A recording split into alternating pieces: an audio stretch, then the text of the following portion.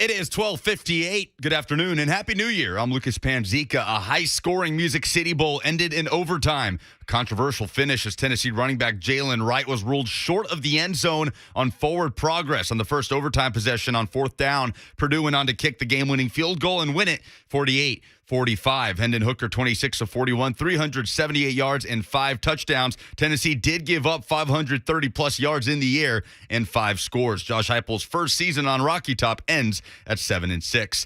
The college football playoff starts tonight. Alabama and Cincinnati in the Cotton Bowl. That kicks off at 2:30. Georgia and Michigan in the Orange Bowl at 6:30. And the Titans with the final home game of the regular season on Sunday. They host the Miami Dolphins in Nissan Stadium. A Titans win or a Colts loss would clinch the AFC South. A.J. Brown back at practice today after missing yesterday with a calf injury. David Long also back at practice for the third day in a row. Head coach Mike Vrabel set to speak to the media here in just a few moments. For all your foundation repair and waterproofing needs, visit USSTN.com. Breaking news at once on your home for the Titans and Vols. This is 104.5 The Zone.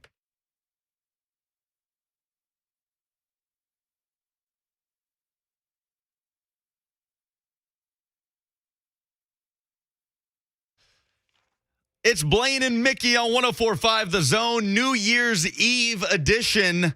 Except this time, it's Lucas and Joe. Lucas Panzica, Joe Hunk with you this afternoon. Brett Batchelor making it happen behind the glass. Lucas and Joe, I feel like that doesn't have the same ring to it as Blaine and Mickey does. No, there we go. There we go. No, it does not have the same ring to it. Hunk and Pan wouldn't go as well. Hunk and Pan. I kind of like Hunk and Pan better than Lucas and Joe. That does sound a lot better. It'd be a lot more unique if we had it on the billboard.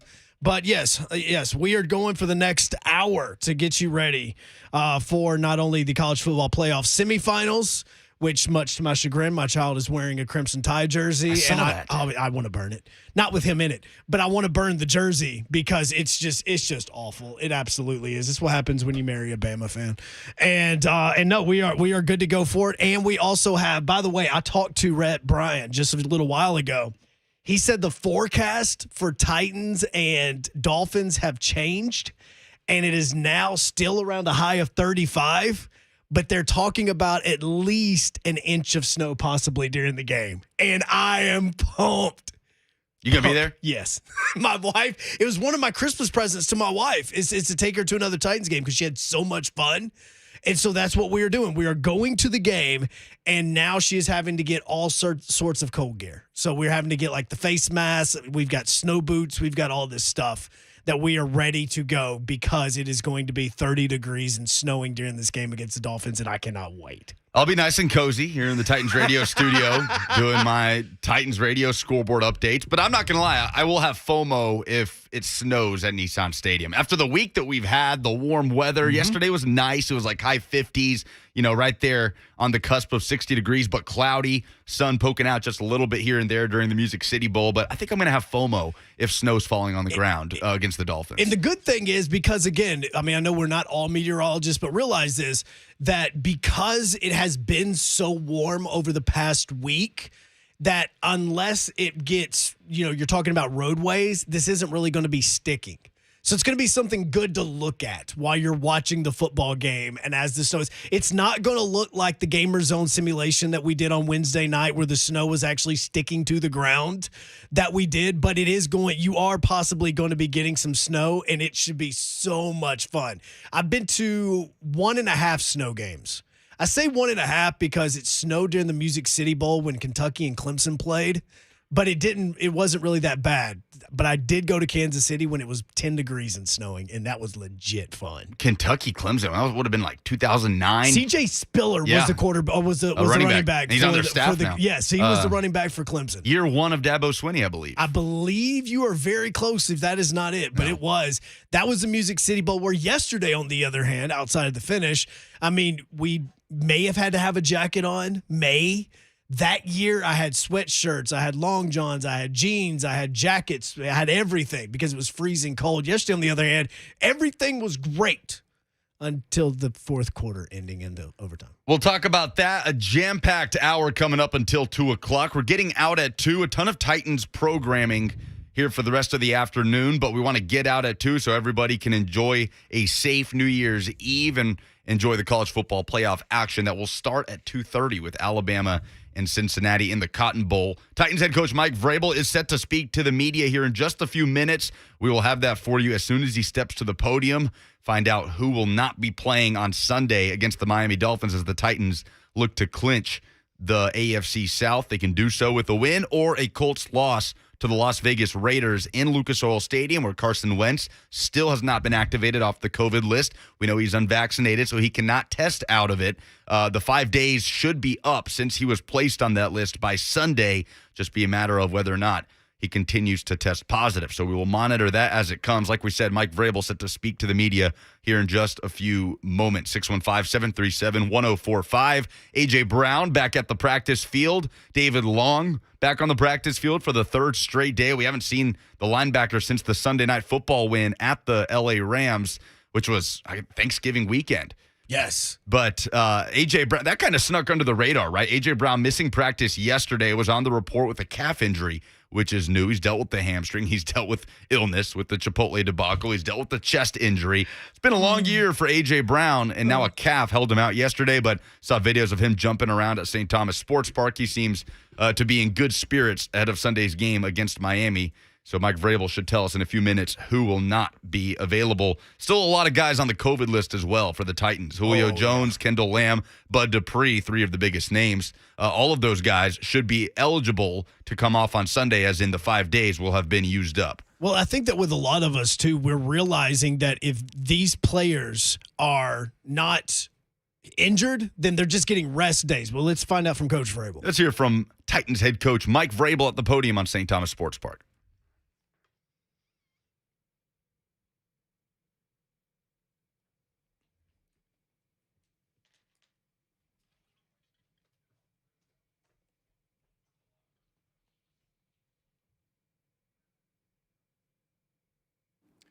Focusing on that second half of the game last Thursday and just trying to, find out, what we have to do to get to there sooner. Practice is always going to be, at least for me, you're always thinking about making corrections and the details and what can you do better. So, you practice and then you try to get the corrections made and then, get them ready for Sunday. And that's it. You guys largely asymptomatic, and you think you get most, if not all, back? We'll let you guys know about the COVID when we release the personnel report.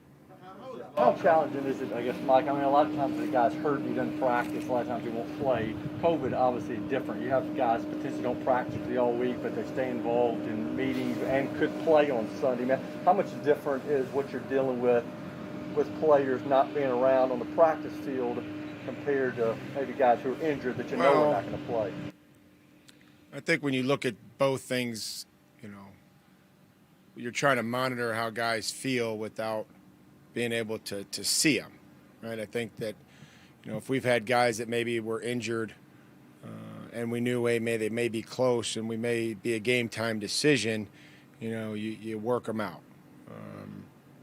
Now with COVID, I think that's something a little different, or any illness. We haven't been able to see them other than on Zoom, and then we'll have to try to make those determinations as we work towards the weekend. And we have some time tomorrow to see a handful of guys that could potentially come in, and then just have to be ready for a lot of different scenarios, I guess. David Long a few times. Mm-hmm. How is he coming? I know it's been a while since he's been out. It has, and I know that nobody wants to be back more than David. David was one of those players that got an opportunity to go in there and really play well and help us and help himself, and hadn't been in there for a while. So that's human nature to have some frustration. And I know he's excited about his week of practice, and then where he could potentially be to help us on Sunday. What's the hardest thing when it's not just out for a week or two, but 6-7 weeks like that? What's the biggest challenge of jumping right back in? I don't know. I've never been out 6 or 7 weeks, so there's be a question that for that particular person.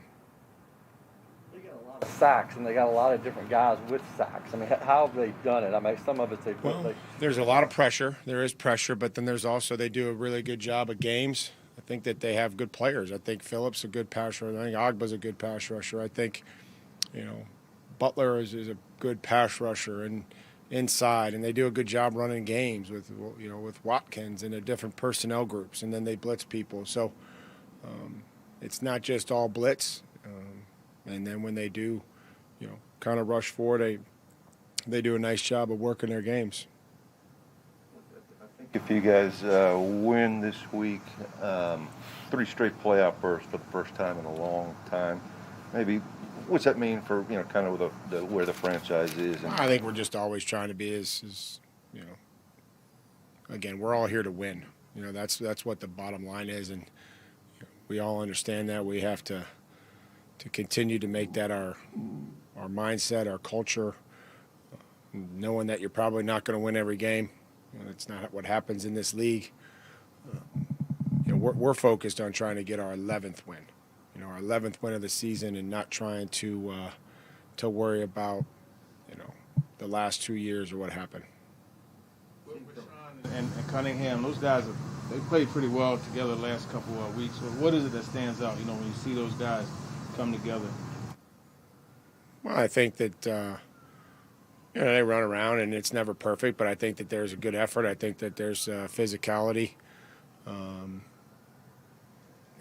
so it's a good place to start when you're talking about linebacker play, is making sure you get lined up and be able to diagnose plays and understand where you have to fit, and then go do it, quickly and violently.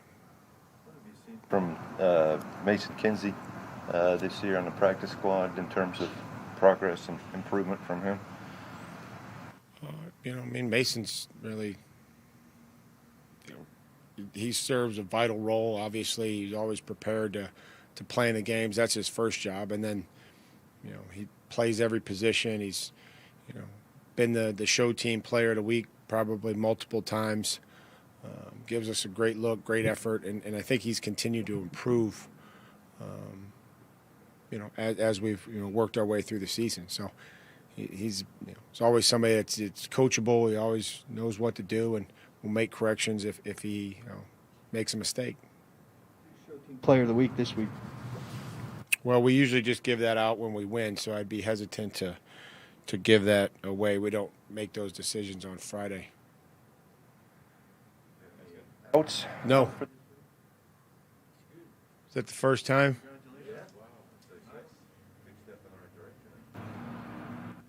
No.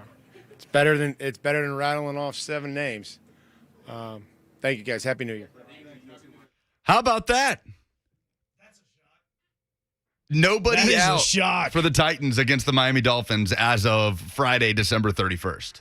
That is, look, after everything that's happened this season between AJ, between Julio, obviously with Derek, we're still waiting on possibly that news next week. Nick Westbrook-Akina at periods of time between losing Marcus Johnson, Josh Reynolds has been gone. Look, I'm just naming wide receivers. Like on that defensive side of the football, like to have David Long back as well, nobody's ruled out to have him on the same field with Cunningham, with Dupree that's getting healthier. Oh, that's going to be so much fun to see. The Titans injury report has looked as good as it has looked all season long this week.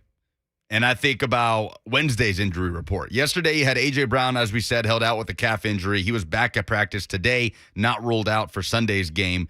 But on Wednesday's injury report, Aaron Brewer, Jackrabbit Jenkins, and Harold Landry were all limited participants. Taylor Lewan, David Long, Laurel Murchison were all full participants. Only one non-participant, obviously not including the guys on the COVID list.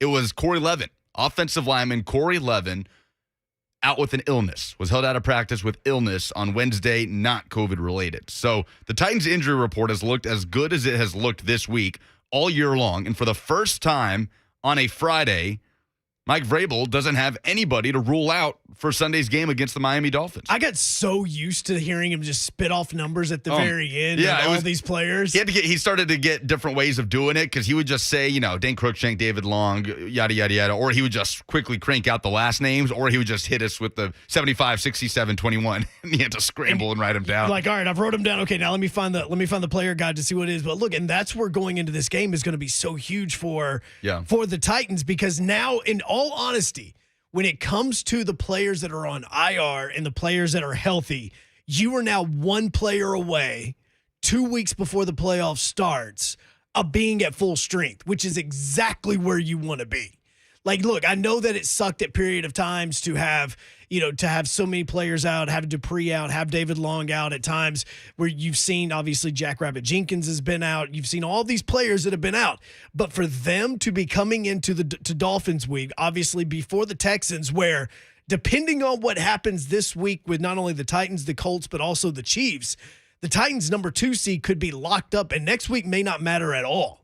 You could see these players getting rest going into the first week of the playoffs, continuing to get healthy. That is what's about. I know it's been a bumpy road, and people have been upset about Julio being out and AJ being out. But at the same time, if they are good coming into 2 weeks from now, that's fine. That is all that matters. Let them be healthy at the right point in time. Titans are getting to a point where, and I don't want to say this like they've been using excuses, but when they went up to New York to play the Jets and they didn't have anybody at wide receiver, Nick Westbrook, Akina, and Chester Rogers, our wide receivers 1 and 2, right? Ryan Tannehill basically didn't have a shot. There's been a couple of those games up in Pittsburgh where Ryan Tannehill almost didn't have a chance because of the wide receivers that were surrounding him. Heck, the Texans game.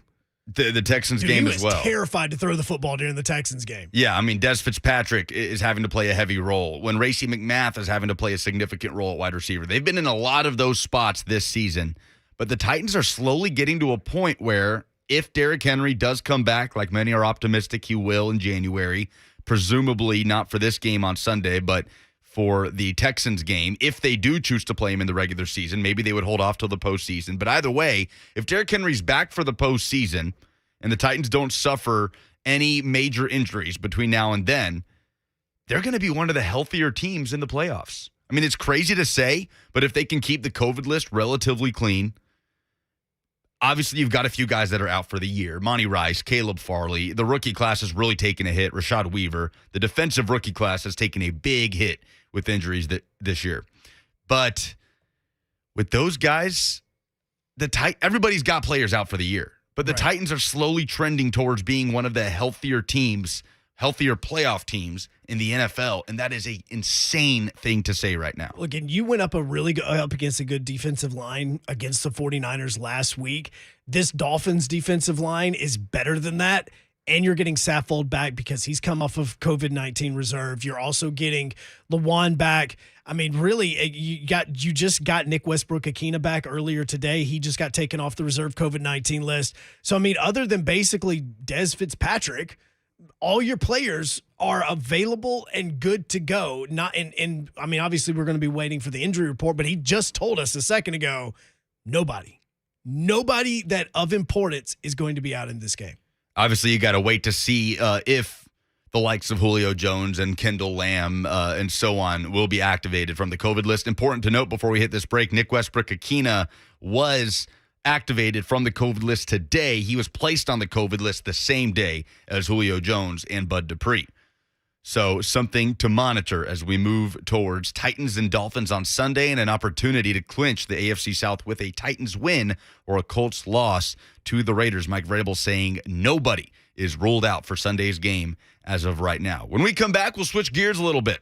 The college football playoff starts in about an hour and 12 minutes in the Cotton Bowl. Alabama and Cincinnati, followed by Georgia and Michigan. We'll talk about that, the key matchups in those two games. Does Cincinnati have a puncher's chance to get to the national championship game? And we want to hear from you, 615-737-1045, if you want to react to the Music City Bowl yesterday in a crazy finish between Tennessee and Purdue. We are all ears on this New Year's Eve edition of Blaine and Mickey with Joe Hunk and Lucas Panzica on 1045 The Zone.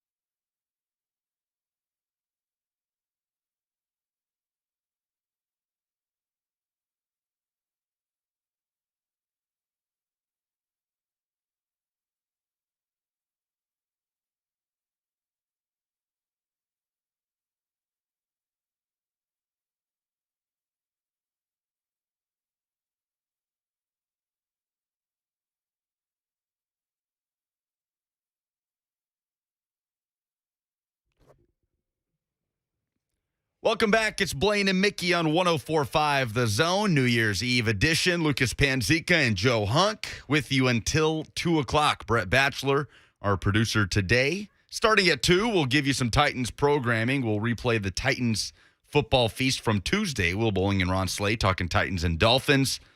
We'll have the Mike Vrabel show. Plenty for you to listen to in the lead up to kickoff against Miami at noon on Sunday. The League Company countdown to kickoff starting at 9, at 11. Titans countdown, and then, of course, kickoff at noon with Mike Vrabel, or Mike Keith, rather, Coach Mack, and the rest of the Titans radio crew. Mike Vrabel telling the media just moments ago, no players are ruled out for Sunday's game as of right now. A very positive development for the Titans as they move towards an opportunity to clinch the AFC South. But we switch gears. 615-737-1045, the number if you want to get involved. College football playoff kicks off in about an hour. It's Cincinnati and it's Alabama, the Cotton Bowl in Dallas in the CFP semifinal. Alabama, the 1 seed, Cincinnati, the 4. And despite whatever Will Anderson wants to say or whatever Nick Saban wants to tell his players, no, Alabama is not the underdog in this game. Oh, please. They are minus 13.5 the last I checked. Cincinnati, a 2-touchdown underdog as a group of 5 team gets into the 4-team field for the first time ever. Joe Hunk, does Cincinnati have any sort of chance here? Yeah, actually they do. And I know that people are going to be shocked to say that because you're talking about a group of 5 team and you're talking about Alabama.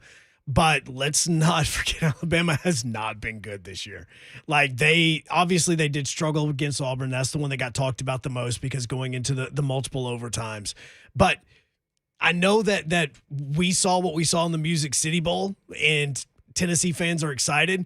That means that Alabama going into the fourth quarter against Tennessee at one point in time was tied and only up by 7 to a 7-6 Tennessee team.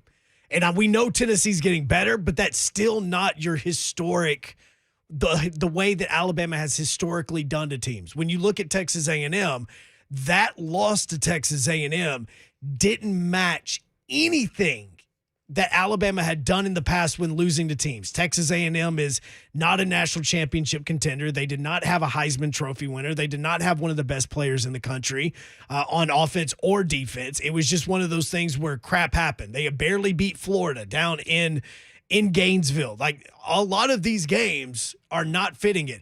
What people do not realize, Cincinnati's 3rd in the country in turnovers. They are 1st in the country in fumble recoveries. They're 3rd in the nation in interceptions. They have 3 players that are in the top 7 in interceptions this year. They have a good defense, and they will make you turn the football over. And nothing that will change a football game like turnovers. Ask any Titans fan how much turnovers have screwed over the Titans these past weeks. Now, do I think Alabama's going to win? Absolutely, because at some point in time, your talent's going to take over. But if you're talking about a Cincinnati team that sticks around in the 3rd or 4th quarter, you start giving them confidence in these players who struggled against an Auburn team, which, by the way, wasn't even playing with their number 1 quarterback. They were playing with their backup quarterback, which we all saw against Houston can't throw a football anywhere close to a receiver. This is a different Alabama team that has a lot of weaknesses that you could potentially exploit. And if for some reason one of these Alabama running backs fumbles, or for some reason, if you get a tipped ball from a wide receiver and a Cincinnati player picks it off and can turn it into a pick 6, this could be something where if Cincinnati has the lead late, Alabama could start pressing. This is not your historic Alabama football team. Right, but I feel like we've fallen into that trap of saying this is not Alabama of 2011 or 2015 or 2020. And that leads us to saying this Alabama team is not good. No, they're very good, but they have holes. Like I've heard mediocre. This was before the SEC championship. I've heard that as a word to describe this edition of Alabama football, which I just thought was laughable. And in defense of Will Anderson, who came out saying, we feel like we're the underdog and they've taken on that mentality and all of that. It's a ridiculous thing to say when going up against Cincinnati, a group of 5 team that is a 2-touchdown underdog. But Alabama has been able to actually use that all season long because I do think they've been doubted all season long. Nobody gave Alabama a chance going into the SEC championship, which was insane. looking back on it in hindsight, that Nick Saban against a former assistant in a championship game with a Heisman Trophy winning quarterback. And we sat there, we said, oh no, Georgia covers easily, right? I don't remember one opinion that said, now hang on. We're talking about Nick Saban going against Kirby Smart here, a better head coach, a better quarterback, but it was still the overarching thought was that Georgia was going to handle business in the SEC championship game. Now that narrative has been completely flipped on its head since then because Alabama's the 1 seed. Right. Alabama's the favorite to win the national championship, and with good reason. So, yes, it's ridiculous that Will Anderson is saying we're the underdog, we're taking on that mentality, but that was a fair thing to do before the SEC championship game. That's why Nick Saban thanked the media for the yummy rat poison that they were giving Alabama all season long. Well, and because of the fact that we'd already crowned Georgia champs, like the way that defense had played all year long. Again, we celebrated the fact that Tennessee had scored 2 or 3 times on that Georgia defense. It's like going into the SEC championship game, we had Tennessee fans and even us going, hey, who's that team that scored the most against Georgia? That's right. Tennessee was the one. It's 17 points. We're like, wait a second. So now that goes, but here's the difference. And Nick Saban learned this in 2018 at the end of the 2017 season. And Kirby Smart has yet to learn this. You have to coach championship games differently than you coach regular season games because everybody is going to go through and see your tendencies with the game. Going like what we're looking at the Titans this weekend. Dolphins, they're going to have a short passing game, 5 to 10 to 15 yards max on the majority of their passes. Tua's going to scramble, but just enough to get his wide receivers open. Not many deep balls. Like that's the mentality. If this was the Super Bowl, I'm totally flipping that. And that's what Nick Saban has done in the past. That's what he did in 2018 when everybody thought that he was going to lose against Georgia when they were getting smoked at the half. He flips the script and he's not afraid to pull a trigger on something. Cincinnati's going to have to do something. They're going to have to do something that they have not done all season long. They're going to have to make a gutsy play or a gutsy call. That's because Nick Saban will do that because he has, if any team is ever playing with house money, it's Alabama. They've got their national championships. They're good to go. Nick Saban's got his legacy intact. He could pull Bryce Young today and put in somebody else, and nobody's going to question it. You just pulled your Heisman winner? Well, yeah, there's a reason for that. That's because our backup quarterback actually does better against these types of defenses. It would just watch him show out, and then he'll go throw for 250. Saban isn't scared to do that. Kirby Smart is. That's the reason why he lost the SEC championship. We'll talk Georgia-Michigan here in a few minutes, but I do want to stick on this Cotton Bowl matchup because to me the only way Cincinnati can have a puncher's chance in this game is Desmond Ridder having the game of his life. I went back and looked at some of his career performances. The best I could find in the last 2 seasons was Ridder against a Josh Heupel coached UCF team in 2020. 21 of 32, 338 yards, 2 touchdowns, no picks, 14 rushes for 57 yards, and 2 more scores. That is the type of Desmond Ridder, probably better, that Cincinnati will need against Alabama. But the thing is, even that might not matter. Because if Bryce Young has the freedom that he had in the Georgia game in the SEC championship, it's over. It's over in my mind.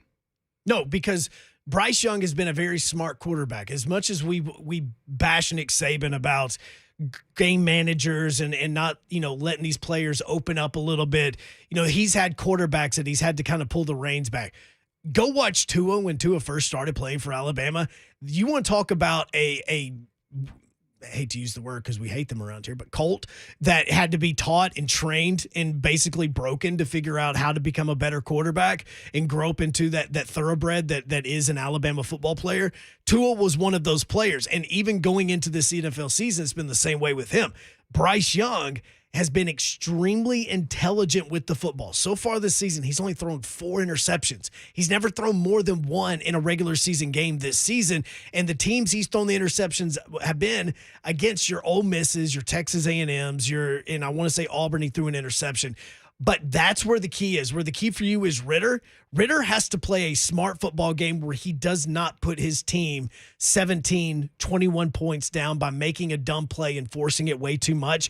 Flipping that, this is going to be on Cincinnati's secondary because as great as Williams is, as great as these wide receivers for Alabama are, the secondary making somebody get a turnover, causing that football to flip that field, that's where I go with this for them, for Cincinnati on that point. Yeah, let's talk about that Cincinnati secondary. It's certainly the strength of this team. You've got the Jim Thorpe Award winner in Kobe Bryant, who, by the way, changed his number for the playoff from 7 to 8 to honor the late, great Kobe Bryant. He spells it differently. It's C-O-B-Y, yes, not K-O-B-E. But I thought that was a cool thing. But Kobe Bryant, the Jim Thorpe Award winner, on one side at corner for Cincinnati. NFL scouts, most college football analysts, reporters that cover this team don't think Kobe Bryant's the best defensive back on Cincinnati's roster. It's Sauce Gardner. Mm-hmm. Sauce Gardner's been targeted 36 times this season. He's given up 17 catches for 177 yards, which is even more impressive when you think about the fact that he's playing opposite the winner of the Jim Thorpe Award, given to the nation's best defensive back. So that's a matchup to look at in this game because Alabama, without John Mechie, a wide receiver, injured in the SEC championship game. It's all about Jamison Williams. 68 catches this year, over 1,400 yards, 15 touchdowns. I'm looking forward to seeing who gets that matchup between Gardner and Kobe Bryant. I'm thinking it's going to be Sauce Gardner. I don't know if that's because that's just where Williams is going to line up or if Gardner is going to shadow that dude all night long. But if Alabama can get production underneath from guys like Slade Bolden, from their tight ends, that's going to have to supplement what they might not get from Jamison Williams. But if Cincinnati's not able to shut down Jamison Williams and Bryce Young has freedom to move around in the pocket, because that was the issue against Auburn, right? He was constantly under duress. Derek Mason just blitzed the crap out of him. Which is what you have to do, FYI. That's what you have to do, but that can also put you in a hole because throughout the regular season, who could affect the quarterback better than Georgia? Nobody. And Bryce Young had freedom in the Georgia game in the SEC championship. So that's why I just have a really tough time trying to manufacture a way for Cincinnati to win this game. I don't know that two corners being the best players on the field for you are enough to beat this Alabama team. Not to mention Cincinnati. I don't think Cincinnati can handle Will Anderson. I really don't. Well, no, and that's where having to be a game manager when it comes to Ritter is going to be so important for him because he cannot put Cincinnati in a bad spot where he throws an interception on their own 30-yard line, on their own 40-yard line. Flipping the script on that, Kobe Bryant, which really sounds weird to say, but Kobe Bryant already has a pick six this year. You look at Gardner that you were just talking about, all of his interceptions, which he's already had 3 this season, are basically catches and falls down. Like he's only got 7 yards returned on those interceptions. So that's where somebody like Kobe, what I'm going to look at and what I would suspect when you're talking about who's going to be guarding Williams on this, I'm going to suspect that they're going to put their fastest defender against him because Williams is going to be your deep threat majority of the time. And so you're going to want him to go up about it. I would also see, depending on what the set is that Alabama brings out, if you're not going to double team him with one of your two safeties, one of your nickels or something like that you're going to be going with, I could see that possibly going, look, we shut him down. We know that if we get pressure on Bryce Young, at least affect the pass a little bit. We'll let them dink and dunk down the field if they have. What we don't want, because it will cause pressure, is if Williams gets a deep 75-yard touchdown reception, a 55-yard touchdown reception. One of those where Bryce Young has the ability to set up and throw a post route right over the middle of the field for a touchdown, because that's going to go right into Cincinnati, and then you turn around and Ritter's going to be struggling and he's going to be pressing. That's what I don't want. Cincinnati can obviously not make any mistakes. But they have got to have, I say, at least 2 turnovers to be in this game in the fourth quarter. I just don't see any way for Cincinnati to pull this thing out. I barely see a way for Cincinnati to cover. I heard our guy Josh Pate say this on his podcast. Cincinnati's 2s, aren't good enough to start at Cincinnati. Alabama's 2s are good enough to start at almost any Power 5 program in the country. And that's going to come into play. Well, and that's the reason why this is normally what happens in a game like this with Alabama. you're going to see the first half be that filling out process where you're going to throw a couple of punches. They're not going to be anything we'll call, just little jabs over the gut.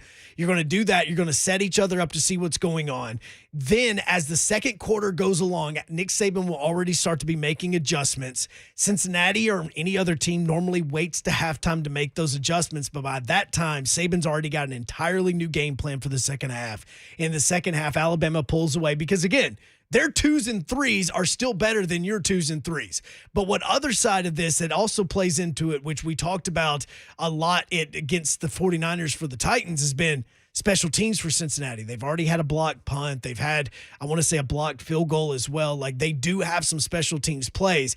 It isn't going to be the offense for me that's going to be focused on with Cincinnati. It is the secondary getting turnovers and possibly sneaking in a blocked punt somewhere against Alabama and putting them in pressure in the fourth quarter. If that does not happen, then you're going to have Alabama up 14 to 21 points in the third quarter. Then they're just going to stop on the throat. And don't look back at, the Alabama-Tennessee game, right? That game was literally, you brought it up. Tennessee trailed by just a touchdown in the fourth quarter, and then pick six kind of turned that game on its head, and Alabama runs away with it. The score was lopsided. I think the score looked like a bigger deficit than it really how the game played out. But the mistakes from Alabama in that game. I mean, misalignment on defense, special teams, right? They had a punt block. There was a roughing the punter call that Tennessee got a free first down off of. Special teams mistakes that you don't see from Alabama, from Nick Saban coach teams. They always have that advantage. I think it was 2016 they had that ridiculous streak of however many games in a row with a non-offensive touchdown, whether it was special teams or defense. They got some of that back against Georgia. They had a pick six by Jordan Battle in the SEC championship game. But that Alabama team that made those mistakes in the regular season, it was uncharacteristic. That was not the Alabama team that we saw in the SEC championship, and that's not the Alabama team we're going to see in the playoff. Well, and that's why people have called this Alabama team mediocre and all that sort of stuff. By Alabama standards, oh, absolutely. If you're talking about going and looking at your 2011 defense for Alabama, which could be one of the greatest ones of all times, or if you look at the 2012 offensive line for Alabama, which could arguably been one of their best ones of all times, or the Tua and Jalen years when it comes to quarterbacks, like all of these different eras for Alabama is doing it. But there's a lot of things that have happened to Alabama this year that has never happened to Alabama at times. Arguably your number one wide receiver going down the way that he has. Now, Waddle did go down for Alabama in the past, and then that's where Michie stepped up and he became the star that we're starting to see from him become. But there's a lot of things with Alabama that you don't see, the inexcusable losses, losing and playing so horribly in the Iron Bowl the way that they did. And that is why them going into this game, they are dying to be the underdog. They're like, please call us the underdog. Please call us the underdog. Because when they were called the underdog against Georgia, that's what fuels them. Saban loves to be the underdog. He just loves it because he loves looking at all these alphas that are in their locker room and just be like, guys, they think that you can't beat them. And that just angers them to no extent. And we see what happens in the SEC championship. That was the thing. Before, throughout his tenure at Alabama, he's had to manufacture that, right? Yep. Where it's completely fictitious. It's fake. It's fiction.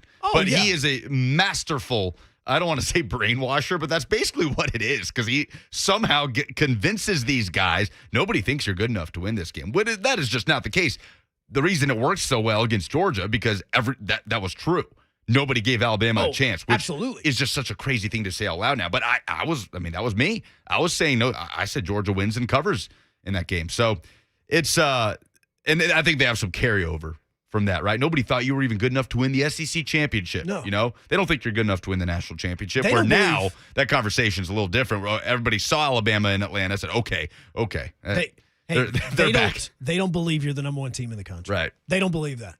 They don't believe that this Alabama team deserves to have that number one beside him. Yeah. That is what Nick Saban is saying in that locker room. Whatever you got to do, but he's masterful at it. All right, we're going to hit a break. When we come back, let's talk Orange Bowl, Georgia and Michigan, the other semifinal happening tonight, a 6:30 kickoff. Stetson Bennett, is he good enough to lead the Georgia Bulldogs to a national championship? We'll hear from Georgia offensive coordinator Todd Monken on that exactly. On the way out, big rest in peace to a legend. We saw this right off the top. Betty White has passed away at age 99. Her birthday, her 100th birthday, was coming up on January 17th. So rest in peace to the great Betty White, the second just all-time legend that we've lost this week, with John Madden passing away unexpectedly on Tuesday at 85, and Betty White passing away today at 99. Rest in peace to the great Betty White. It's Lucas and Joe on Blaine and Mickey, 104.5 The Zone.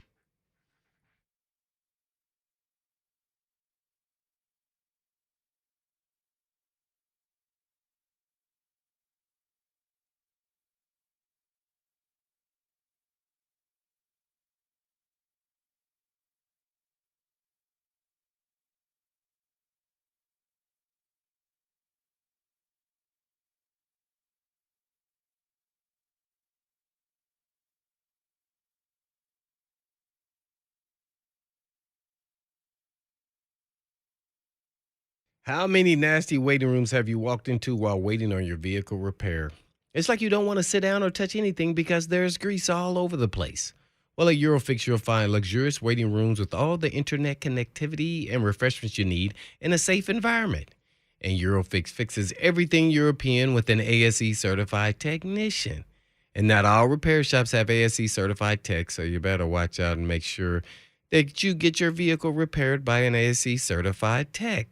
And Eurofix offers a nationwide 3-year, 36,000-mile warranty on all repairs and a free loaner car with those repairs. And you'll like this? No surprises. No work is done without your approval. And Eurofix also offers a free 15-minute no-wrench inspection, and you can drop in with no appointment necessary. A former youth pastor and starting out with just $50 in tools, owner Aaron Stokes and his team have been repairing European vehicles for over 2 decades now. So if you want the best to work on your European vehicle, just give them a call at 844-EUROFIX. That's right, 844-EUROFIX Monday through Friday, or you can just visit them online at myEurofix.com. That's myEurofix.com. But I always tell them Blaine said, y'all.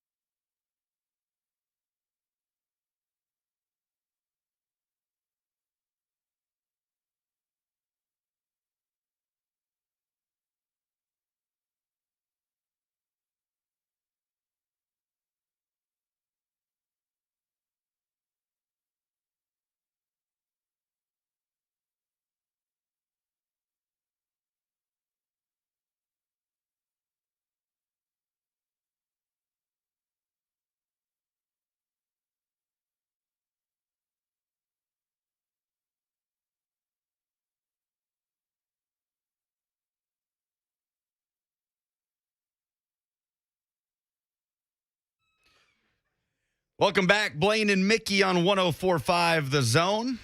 Lucas Panzica, Joe Hunk with you just for the next 10 minutes. How did we not come back to thank you for being a friend? Come on! That's on Brett I'm Batchelor. sorry, I'm trying. It's okay. You're doing actually you're doing really good, man. I'm letting you know right now. You filled in for me on 3HL when I had the day off on Wednesday. You allowed me to go see Ghostbusters Afterlife. I appreciate that. I'm glad you could have a good time. That. I'm happy. Yes. I'm happy I made it better for you. I really did. I Brett appreciate Batchelor that. making it happen on the other side of the glass. As we wrap up the show today, Alabama and Cincinnati set to kick off in 45 minutes. But coming up at 6:30, Georgia and Michigan in the Orange Bowl, the other college football playoff semifinal. Joe Hunk, we're going to hear from Georgia offensive coordinator Todd Monken here in just a second. But let me ask you, is Stetson Bennett IV good enough to lead Georgia to its first national title since 1980? Don't ask me this because I don't believe so. I really seriously do not. He has a ceiling, and I hate to continue to compare Georgia and Alabama and their trajectories and everything that's going on, but there are a lot of similarities between Georgia's path to a national championship potential and Alabama's path to a national championship a couple of seasons ago. And Jalen Hurts was a quarterback that could only get you so far. And if you're in the right situation and you're controlling the football game and you're making sure that you're staying in front of the first downs and you're continuing to stay in front of the first down marker, then you can continue to have your quarterback that is limited make sure that he is the one, because he can be the one that doesn't make the dumber plays. But then you have a JT Daniels, and I'm not saying because he had the NIL deals, and I'm not saying because at the beginning of the season people were saying he could be the number one quarterback taken in the draft, but JT Daniels is a better quarterback. At some point in time, Nick Saban had to think, I'm not going to win the national championship with Jalen Hurts at the quarterback position. I've got to go to Tua. And that's what he did. It was in the national championship game. People thought that it was actually going to be in the semifinal game against Clemson, but they never needed it because they were always in control of that game. That's what happened in the SEC championship. When Georgia was losing the battle against Alabama, you could see Stetson Bennett's ceiling, and he was not getting past it. Alabama knew that, and Nick Saban knew that Kirby didn't have the cojones to make the change, because it takes a lot to make that decision to go, I know you got us here, we're getting the next guy to come in. I believe the entire time at some point, if Georgia's going to be holding that horrific trophy, they're going to have to put JT Daniel in at some point in time. This was Georgia offensive coordinator Todd Monken on whether or not he believes Stetson Bennett can win Georgia a national championship. First question was what Stetson needs to do to lead us national championship. Okay, first off, do what he continues to do. Obviously, we can't turn the ball over. I don't care who you are. That isn't a Stetson problem. That's a national problem. When you turn the ball over, you don't give yourself a chance to win. So those are things that we always address. It doesn't matter who that is, whether it's JT's a quarterback or Jameis Winston or whoever I've been around. And so those are the things. But if you look at the plays that he's made national championship plays. He has. You just turn on the film and look at some of the throws he makes, some of the decisions he makes, the things he does with his feet. I mean, there's no doubt in my mind we can win the national championship, and there's no doubt in my mind we can win it with Stetson Bennett. There's no question. We went into the championship game with Stetson Bennett, our quarterback, as a favorite over a team that hadn't been an underdog in 5 years. That ought to tell you a lot about our quarterback and how he played. And some reason we get into this stereotyping of players based on where they were at some point. Okay, at some point, be it one was a walk-on, one was a 5-star, one was whatever. If you just look at the production and what he's done for our football team, it's impressive. Okay. It's impressive. See, I agree with Todd Monken. Yeah. I don't agree that Stetson Bennett can win Georgia a national championship. I don't think he will. I think if Georgia plays Alabama again in the national title, Alabama wins the game. Mm-hmm. No matter who's at quarterback for Georgia. I don't think Georgia wins the SEC championship with JT Daniels at quarterback. Georgia wasn't able to run the football against Alabama and Atlanta. They averaged 3.5 yards per carry, getting caught in second and third and longs. I don't think either JT Daniels or Stetson Bennett can get Georgia out of that situation with Will Anderson and Alabama's pass rush bearing down on them. I mean, people got to remember, what we're seeing right now with Will Anderson at Alabama, that we haven't really seen that in the Nick Saban era. A 3-down pass, go get the quarterback pass rusher with just absurd numbers. We've seen Derek Thomas stuff. Yeah, I mean, we've seen great situational pass rushers. Tim Williams a couple years back, obviously Courtney Upshaw in the early Saban days, but Tower. Dante Hightower. We haven't seen a Will Anderson at Alabama. He's a game changer, which is one reason of many reasons why I don't think Cincinnati can win tonight, but also why I don't think it matters whether it's JT Daniels or Stetson Bennett at quarterback against Alabama. And for that matter, against Michigan. I don't know that Georgia can effectively run the football against Michigan. These teams are similar, I think. These teams are built in similar fashion, and I think Cade McNamara can be more explosive than Stetson Bennett. I think Stetson Bennett should be the starter for Georgia, but I do think that Cade McNamara is a more explosive quarterback and that Michigan will have that edge. I think Michigan is going to beat Georgia. I honestly think that Georgia is still reeling from the loss in the SEC championship. I think that was 3 of the 4 wheels kind of falling off type thing for Georgia. And I think it's because it is that statue on the mountain that we are coming and we are going to tear it down because this is our year finally, and we are going to be standing on top of the mountain. And then at some point in time, the great sword swung and just took out the entire team. And you're like, okay, well, this was our best shot. And we still didn't have the ability to do that. And I think that 2 things could be happening during this football game, depending on what happens between Alabama and Cincinnati. If Alabama beats Cincinnati, Georgia is going to say, we want to play Alabama again, and we're focused on that and going to overlook Michigan. I know people want to make fun of Harbaugh. I know that they do, and it's the fun thing to do. He still has won double-digit games for like every season that he's been Michigan's head coach. The only game that he has struggled to win was against Ohio State, and they won that game this year. They blew out Iowa in the Big Ten championship game, and they have an amazing running game. They have a smart quarterback, and they have a defensive lineman that, as much as people don't want to give him the accolades for him being number 2 in the Heisman voting, there was a reason he was there, and it's because of how much he changed the football game. The same way that in the NFL, TJ Watt changes it, Joey and Nick Bosa changes it. When Bud Dupree was healthy, he was changing it. Defensive ends that can get to the quarterback with the velocity that somebody like he can is the reason why he got the votes there, and because Will Anderson's votes were all going to Bryce Young. But that's what I'm saying is you have a dynamic player like that that's not a defensive tackle, that is not going to get the double teams the way that we talk about with Jeff Simmons. And even though Jeff Simmons isn't getting the stats, he's still controlling the line of scrimmage. This defensive line for Michigan is good. I don't think Georgia beats Michigan. I really think this is a Michigan-Alabama national championship game. Because I think that Georgia, and because of the way Kirby Smart coaches, he does not know how to coach differently in the playoffs than what he does in the regular season. He has not figured that out yet. When he figures that out, he will take that step. But you have to coach differently, and he doesn't do that. There you go, Joe Hunk. I was about to ask you who you got. An Alabama-Michigan national championship. Yeah, trust me. That's your shot. I hate Alabama with a passion, but I know how good they are. Brett Batchelor on the way out. Who's playing for a national title here in a couple weeks? I'm going to go with Joe Hunk. As much as I don't want it to be that way, that's what I'm going to go. It's going to be Alabama-Michigan in the national championship game. Wow. All 3 of us picking against Georgia in this game. That's what I got. I think Michigan wins. I think these 2 teams are similar in the way that they're built. But I think Michigan can create more explosive plays with their offense, and I think Aiden Hutchinson is going to be a game wrecker tonight against Stetson Bennett. Kickoff coming up in half an hour, Alabama-Cincinnati, followed by Georgia-Michigan at 6:30. Enjoy the games, everybody. A very happy new year, and rest in peace to the queen at age 99, the great Betty White. Happy New Year, everyone.